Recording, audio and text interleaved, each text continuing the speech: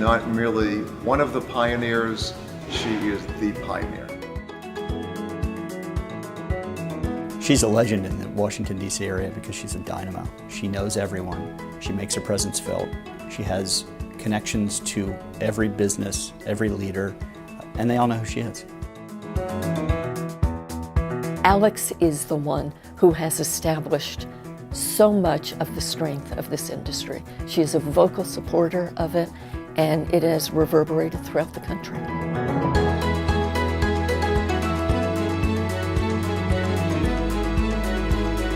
Born and raised in the Washington, D.C. area, Alexandra Armstrong's father died when she was only 8 years old. But despite this tragedy, everyone around her knew she was destined for greatness. My father would wake up at like 7 in the morning saying, "Where's the newspaper? Where's the newspaper? Is Alex here again? Is Alex here again?" Because she'd get up in the morning and go get the newspaper to read the finance section. And she was only about 14 or 15. Today, only 3 out of every 10 financial advisors are women. And while that number is far from ideal, when Alex became a certified financial planner in 1977, she was one of only 14 women to gain the designation that entire year. I was very used to being the only woman in the room or one of the 2 women in the room. Certain men were very adoptive of me, who actually sort of took me under their wing and tried to help me. I found that those men usually had a strong woman in their background, either their mother or their sister or whatever, and they respected somebody who was trying to do something different. When Alex entered the profession, she was fortunate to have 2 strong mentors. One was Julia Walsh, the first woman to have a seat on any stock exchange. And the other was Gail Winslow Ginsburg, who gained such distinction in the industry that in 1958, she was only the 3rd woman ever to visit the floor of the New York Stock Exchange. It didn't occur to me that I couldn't succeed as a financial planner or as an advisor. It was my choice whether I decided to follow in their footsteps. The other thing was both of them had a husband they liked, they had children they loved, so it wasn't this, I'm going to do everything when I have to choose between a family and a career. They were able to blend it. They were attractive, they were well dressed, so I was very fortunate to have good role models early in my career. With an eye on helping widows, divorced women, and entrepreneurs, Alex opened her own firm in 1983. She surrounded herself with a strong team that over the course of the next 30 years would rise through the ranks from interns to partners. I'd walk into the kitchen and find her on her knees, scrubbing the bottom of the kitchen or scrubbing the bottom of the refrigerator. You'd ask her, "Alex, let me do that. That's what I'm here for." And she said, "No, I have it. I got it." She was just an amazing example to walk into as a 19-year-old, having never worked in an office. But she was also someone who was able to show me how everything was done. It's pretty cool.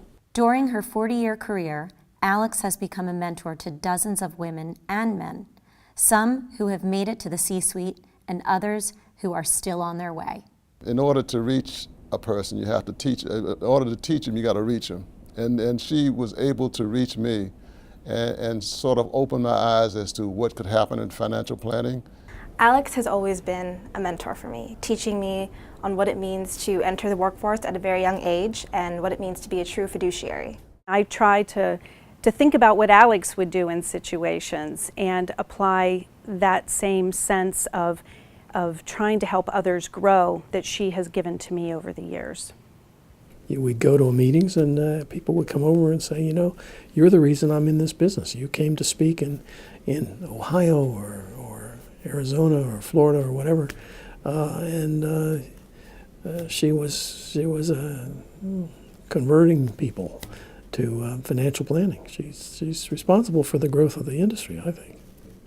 In 1985, Alex was the first woman elected president of the International Association for Financial Planning, the precursor to the FPA. It gave me the national scope rather than just looking at it from Washington, D.C. Though Washington, D.C. is a pretty good place to look at it from. But I looked at the national, the international implications.